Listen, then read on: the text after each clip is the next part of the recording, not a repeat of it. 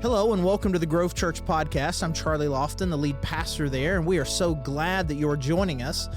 Whether you are a member and you're just catching up on a sermon that you missed, or you're someone who's brand new, we are really glad that you are joining us.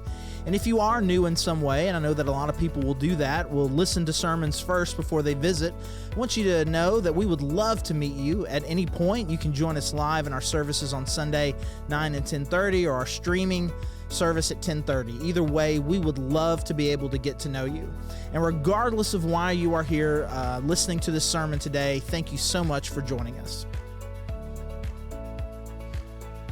All right, well, hey, welcome.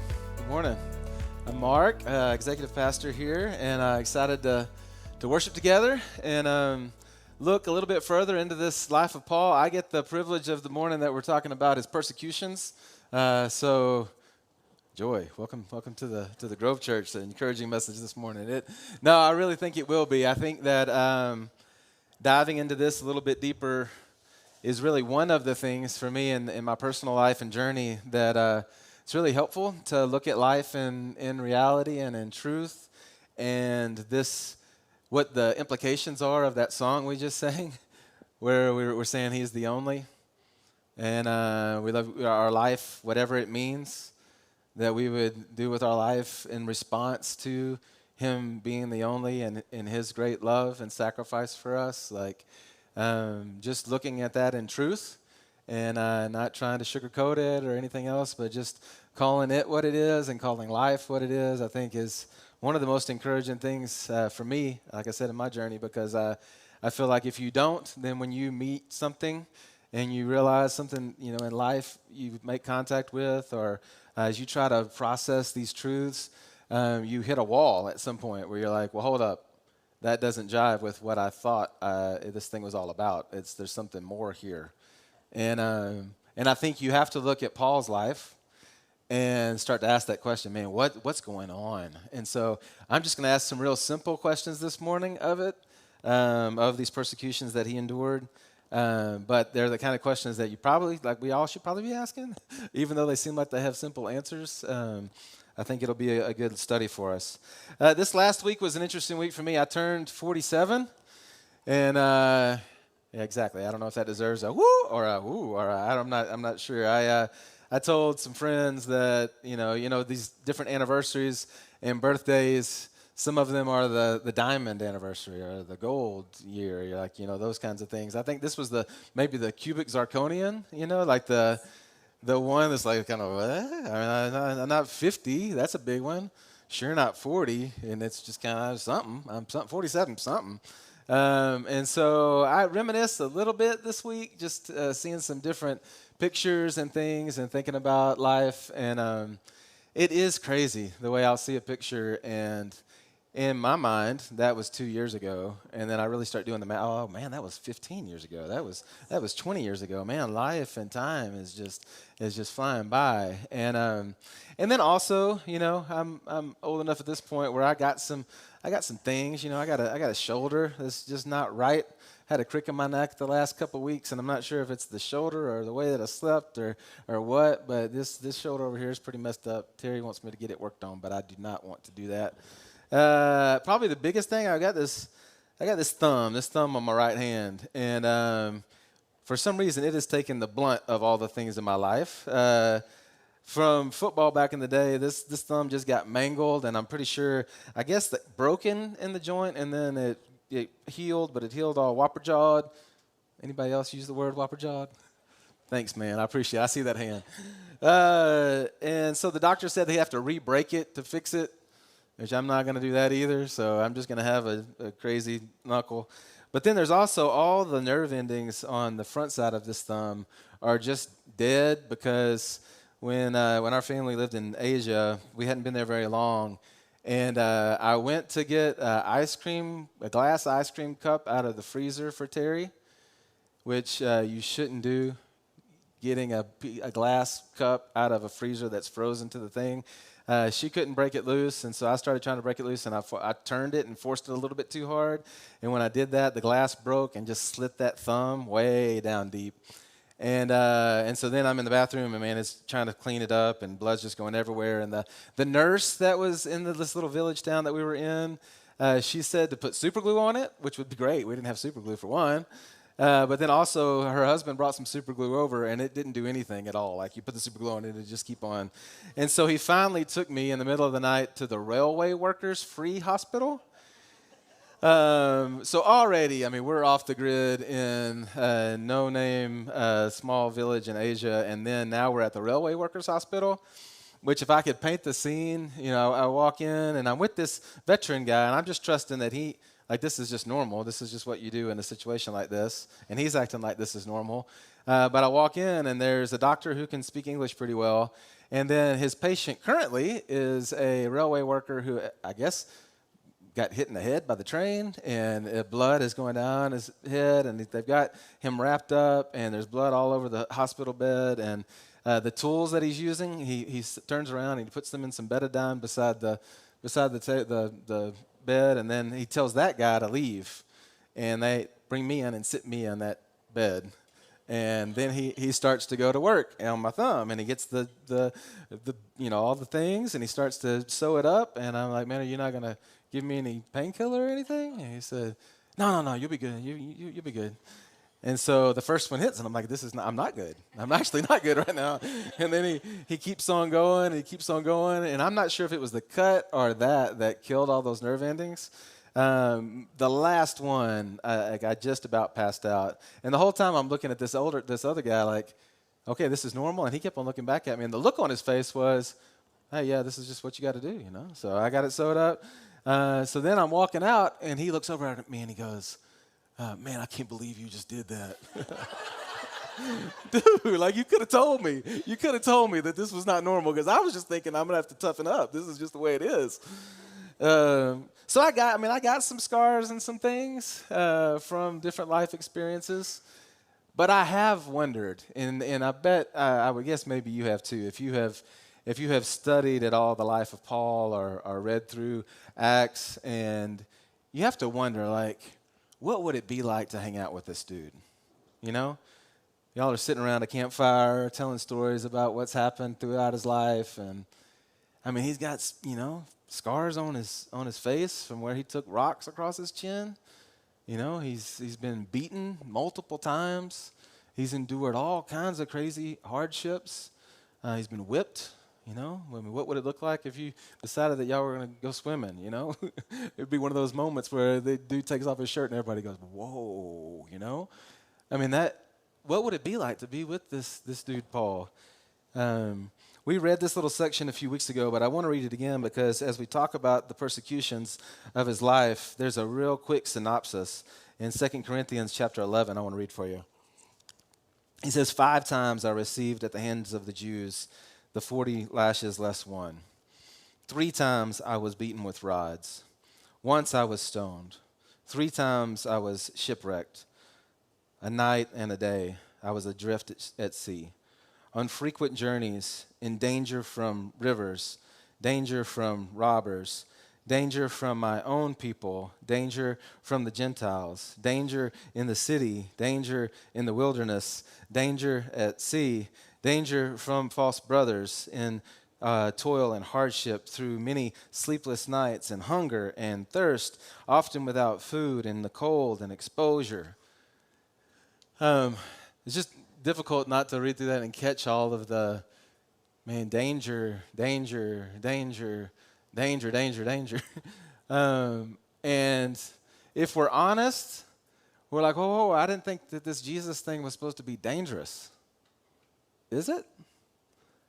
I mean, evidently for this cat, like, following Jesus was dangerous, right? It led him right into a life that brought a lot of dangers his way. And I just think a lot of times at church, we don't necessarily talk about that, or maybe we do, but we don't bring direct attention to it, or maybe in our personal study, we're tempted to skip past passages like this, where we have to come face to face with the fact that sometimes, most of the time, maybe all the time, there's even one verse we'll look at today, life actually gets more difficult, and this Jesus that we follow doesn't invite us to a life of ease and comfort, but he invites us, encourages us, empowers us towards a life that is a reckless, abandoned, and dangerous. And so you take a life of a guy like this, and you're like, man, what do I even do with that? You know, it feels like we act a lot like you do on an airplane. You know, it's crazy to me if you really stop and think about it.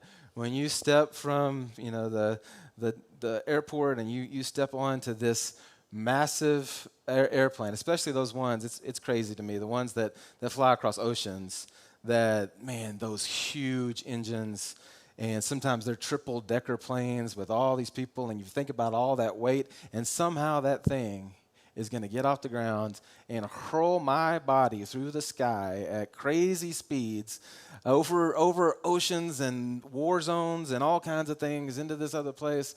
And I'm just okay with that, you know? I don't think twice about it. And then somebody gets up front and starts talking about the safety precautions in case we were to land in the water or in case something were to happen. And you look around and everybody's just kind of checked out. They're not listening at all, giving full warning that there is a possibility that this thing could go down. But those truths we don't want to even think about, so we just pass right by them. I've even so far I was on staff with the church at one point in our story, and one of the key leaders went so far as to teach that if you follow Jesus, that there's a promise of no hardships, no pain, no sickness, none of that.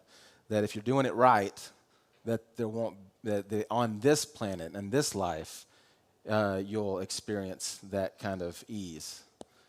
And I saw that do crazy amounts of harm when the people that were buying in then experienced hardships and they didn't know what to do with it because, I thought this was a trade-off I made that Jesus was going to make everything rosy. And he just never made that promise. And if you look at a guy like Paul who went all in, you see it. Jesus is with him, but the journey is difficult and dangerous. And it makes me ask this question, and you may have never asked this, but it's one that from the beginning has been a question for me. How is it that sharing good news could get you killed? I mean, really. I mean, we're talking about that and these hardships, but remember, what is this guy doing? He's going around and he's telling people that there's hope. He's giving a message of freedom and of forgiveness, of a God that loves them, of a Jesus that laid down his life and came back to life. Like all of that, what part of that is hurtful, harmful, oppressive news? It's all good news. So why is it that good news would get you killed? You know, if we were talking, I know there's a lot of also fellow taco lovers in the room. If I were to say, hey, there's this new taco place in town, and I really like it a lot, your first response to that would be, oh man, well cool, another taco place, that's great. And then if we talked a little bit further, and I said, man, I think this may be the taco place. Well, now that gets a little bit more offensive, right? Because you got a taco place, and you're pretty confident that your taco place is the best taco place. So now I've not just made a statement of there's another good taco place in Northwest Arkansas. I've said there's a taco place that may be superior to your taco place. And then if I go next level and I say, man, I think it may be the best. It may be the only, like everything else is just subpar to this taco place. Well, I've given you good news. There's a taco place that you may also enjoy the tacos from, but I have now made that taco place superior to your taco place, which makes you feel like I've made an offensive statement towards you because I have, said something negative about your taco place that you love because you've had tacos there for a long time and like them. And that's what tends to happen with good news that we share with one another. If I say I like it and it's just another thing, that's fine. But if I say, man, there's something really special, there's something significant that makes it stand alone. If this Jesus is the only way, then it becomes offensive. I've always been, just something that I've noticed, I've talked often here about love that I have for coffee. And so I'll be talking to somebody, and they'll lead out in a conversation and say, hey, I know you're a coffee snob, but, and then they'll say whatever they think about the coffee. It actually happened this week. We had a church staff retreat, and I got accused of being a coffee snob again. And this time I decided to defend myself. I said, I am not. I don't know what you define. What does that mean? What does it mean to you? If you call somebody a snob with something, what does it mean to call them a snob? I don't think I'm a snob. I like coffee. I do like it. I like it. I think that it hurts it if you put sugar in it, so I like it without milk and sugar. I had a business deal that ended up, I got to go to places where you source coffee and be a part of that, and around people I've learned enough about it that I kind of know some things about what makes something good and what makes something bad. I'll still drink McDonald's. I won't drink Cracker Barrel, and that's the thing I get shot at the most for. But it's not that I won't drink it or that I'm telling you that you're bad for drinking it and putting your milk and sugar in it. That's fine. I just, I like it. And I like to talk about it because I think it's a very interesting topic and it's a very interesting thing. But something about it makes it feel like, well, man, now I got to defend myself a little bit. Like I'm going to say something about coffee that you're not going to like. And so I got to lead out with, hey, I know that you're this, but this. And so something about the thing that I love or some things that you love makes somebody else feel uncomfortable. It's crazy how good news works like that. And so here we've got a section I'm gonna look at and really bring our focus to today in 2 Timothy, where Paul is talking to his boy Timothy. He's talking about his life, and he's talking about some of these persecutions, and he brings up 3 different cities that some persecutions happen. And I want to bring attention to those 3 different cities and kind of look at those stories. So this is 2 Timothy, beginning in verse 10 of chapter 3.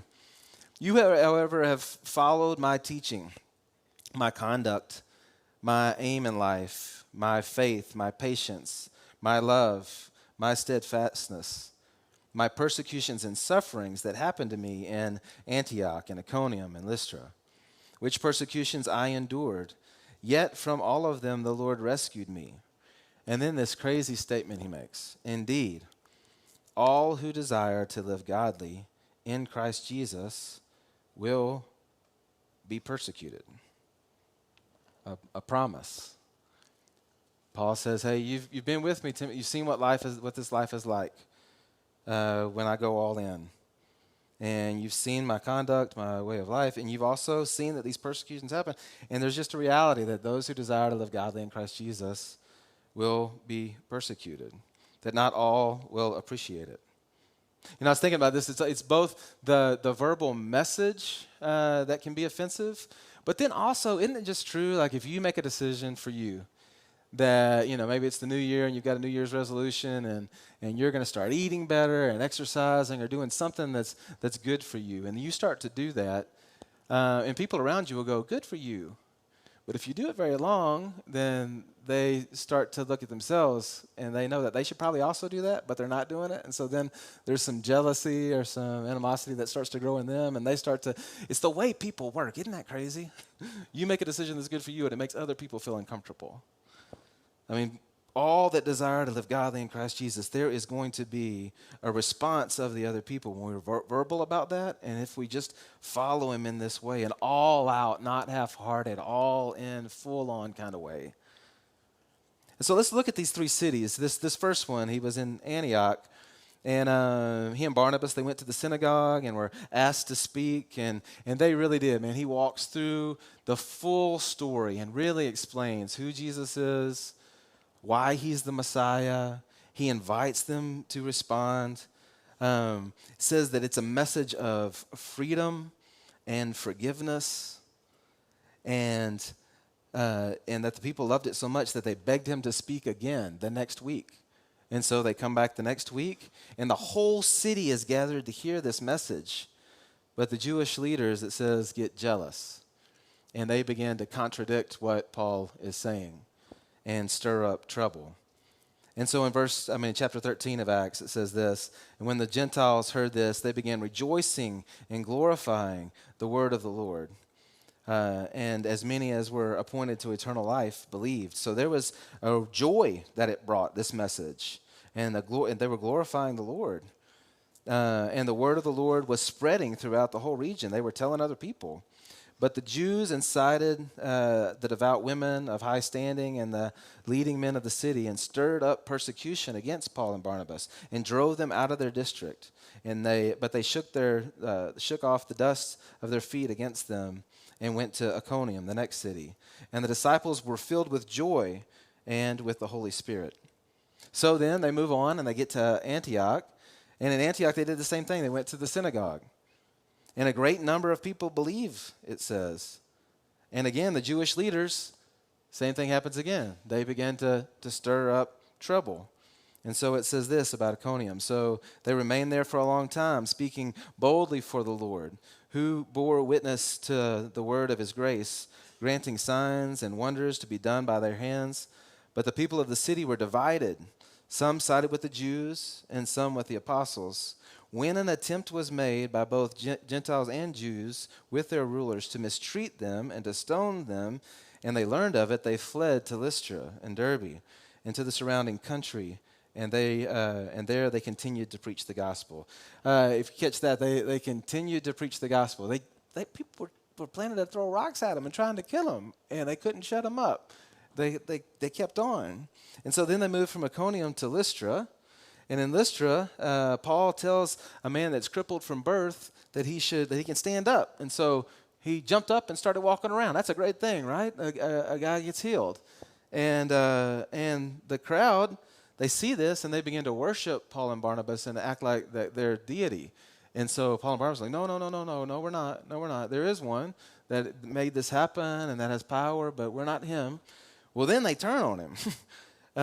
And it says, in verse 19 of chapter 14, but the Jews came from Antioch and Iconium, those last two cities, and having persuaded the crowds, they were so angry, they were getting everybody to get angry against this person. And remember now, this message of freedom, a guy that has been crippled from birth is now walking around, right? All really good stuff. But persuading the crowds, they stoned Paul. They dragged him out of the city, supposed that he was dead. So they left him for dead outside of the city. But when the disciples gathered about him, he rose up and entered the city. Homeboy went back in the city. That's the city he had just gotten stoned. Now they left him for dead, and now he's going back into that place. I don't understand, man. It's crazy. And on the next day, he went on with Barnabas to Derbe. When they had preached the gospel to that city and had made many disciples, they returned to Lystra, and to Iconium, and to Antioch, strengthening the souls of the disciples, encouraging them in their faith, and saying that through many tribulations we must enter the kingdom of heaven. Say what? So, every place he's been, this wonderful good message has been received by some, and then by others it's been offensive. This is actually, I believe it's in Isaiah that even this is just the truth of the message of the gospel. It is received with joy by some and then offensive to others. It's that kind of message. There's no in between. I kind of like it, or it's either yes or no. That's offensive. And he turns around and goes right back in to these same places again. And so this is the second question it brings up for me. If good news is not always well received, should we share it? I mean, if we know that it's going to be offensive, is it something that we should talk about? If it might offend a friend, a family member, someone at your workplace, if this is going to be an offensive message, because we all know that right now in our culture right now, one of the highest values is to make sure that we're not offending anybody. I noticed this morning, which just seems like this is happening nearly every day, but some celebrity did something that offended or said something to somebody, and so now they're being held accountable. And the one today was Emily Blunt, the British actress. Anybody see this? 10 years ago on a talk show. She was talking about being on set somewhere in the States, and they went to a Chili's, and everybody, especially the waitress, was overweight. And so she was kind of making the statement that Americans are overweight. And now they're holding her accountable to it, and she came out and said, man, I'm sorry. I was completely wrong to say that. Yes, you were. That was a bad thing to say. That was an offensive thing to say. This is not saying something offensive, going after somebody to say something that's offensive. This is saying something that's beautiful and true, but does have some really big implications. And so when somebody comes to tell you something that's true, even if it's hard to hear, is it right for them to do that? I don't ever plan on running a marathon. At one point I thought maybe, but now I've completely decided that's just not in my cards. But one of the reasons, I got a buddy who I've seen pictures. He ran a marathon without training very well, didn't have the right shoes, didn't have the right clothes, hadn't really prepared to run that far. And the picture of him crossing the finish line, he had worn one of those dry fit shirt kind of things, and those things are pretty abrasive. And and it was white. And as he crossed the finish line, rubbing the whole time, there was just blood rolling down the front of his shirt. And I was like, I don't want to do that. And if he came up to me and said, hey, if you're going to run a marathon, don't wear one of these shirts. Maybe I wanted to wear one of those shirts, and that's offensive, but I'm really glad that he told me. The same thing happens with pets for your kids. Parents, you understand this. I have purchased hamsters and fish and dogs. And here recently, the twins wanted something, and we had too much, so the betta fish, we were going to give into that, which means now when you have twins, I got to buy 2 betta fish. I got to buy 2 aquariums because they can't be in the same aquarium together. They'll kill each other. Jack's really worried about that. He's afraid that they are going to jump out of their tanks and start fighting. So we got these 2 separate tanks, and we got all these things. And as we're checking out at the PetSmart store, the lady says, hey, kind of whispers over to us, and she's like, hey, if they die before 14 days, you can come back in and we'll give you another one. Happens all the time.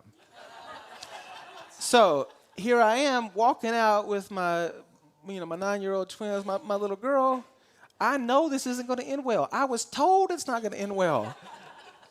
We are well aware that these fish are not going to last very long. And sure enough, this week that fish died. So now I got a crying little girl that I knew was going to happen when we went to the pet store to begin with. Just like when you tell your kid, he says, oh, yeah, Daddy, get us a dog. Get us a dog. I'll take care of the dog. I'll feed the dog. I'll clean up after the dog.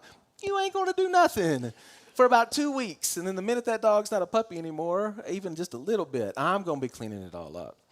It's happened over and over again, but I'm just a glutton for punishment. Keep on going back to it. If I tell a young dad, don't do that, guess what? You're going to do it too. You're not going to take my words of advice. Yeah, when there is something true, something that something that would help somebody, they're headed to a path of destruction. There's hope for something better, and you've got good news. Man, we can't hold it in, even if it might not be well received. And then the last thing, look at 2 Corinthians chapter 4. It's just interesting to me. This is another place, and this is a repeated thought through these last few weeks, and repeated not because I'm trying to repeat it, but because in these different sections where Paul talks about his life, this is one of those core things that just keeps on coming up. How is it possible that this guy would live a life like this? Well, look what he says. For it is all for your sake, so that grace extends to more and more people. It may increase thanksgiving to the glory of God. So we do not lose heart, even through all of this that we've talked about. We do not lose heart. Though our outer self is wasting away, our inner self is being renewed day by day.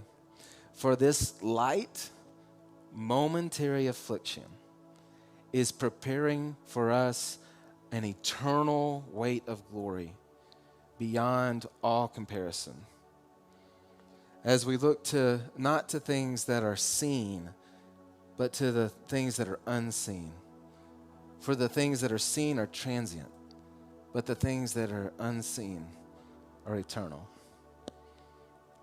So we talked about this last week, but it's just so clear. The thing that makes the difference is the way that these guys are looking at life. The way Paul is looking at life is in truth. Like I said, I look back over things that I thought happened a long time ago or that happened just the other day, and they were a long time ago, because life really is a vapor. It really is passing by so fast. And we would miss it to think that that's what it's about. And when there's this reality of an eternity and of a Jesus that made it possible for us to be in relationship with a holy God and have eternity with him, that's true. If it's true, then it compels us. Man, we look at life with eternal eyes. We look at these hardships in light of eternity. We look at life and our friendships and relationships in light of something much bigger than just our safety and comfort.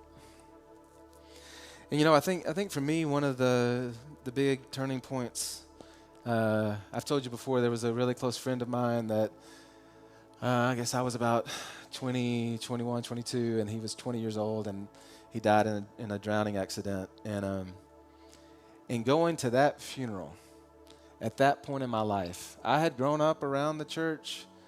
I had definitely and did believe and experience that Jesus was real. I had experienced the benefits of trying to walk in his ways, but I had mostly kept it to myself. And now to think about, this life, whether it's 20 or 80 years, that this life is really short. And that it matters. This message, if it's true, then it matters. It may make some people in my life uncomfortable at times, but it doesn't change the fact that it's true. And I have to live it. I have to talk about it. It's too important to keep to myself. I don't know if that's clicked in your heart. I'm going to pray here that God would do something in us, because there are a lot of people on the outside circles of the relationships in this room who desperately need this message of truth.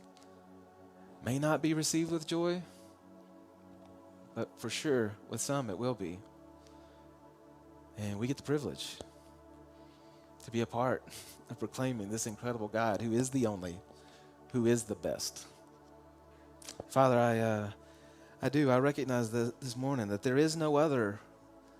This is not a shelf with a lot of different options, and Father, it is just you and the way that you've made it possible to be right with you, and this incredible good news of grace and mercy and freedom and life.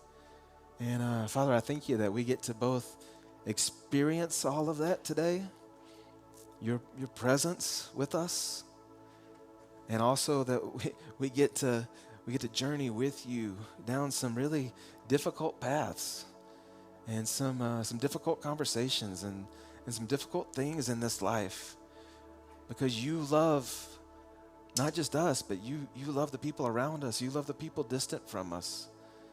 And Father, you allow us to be a part of that with you. And I just ask that you would fill us with boldness, that you would fill us with courage, that you would fill us with that deep belief that you are the only hope for us, and the only hope for the people around us. And so, Father, would you do that to your glory? Amen.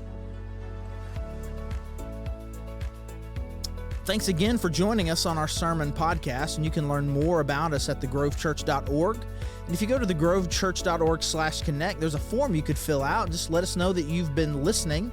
And if you want to dig deeper on some of these topics that we cover in our sermon podcast, or just in other issues of dealing with culture or theology, those kinds of things, you can check out our Cultivate podcast, which is on the same feed, however you found this particular podcast. So again, this is Charlie, the lead pastor at The Grove, and thank you so much for joining us.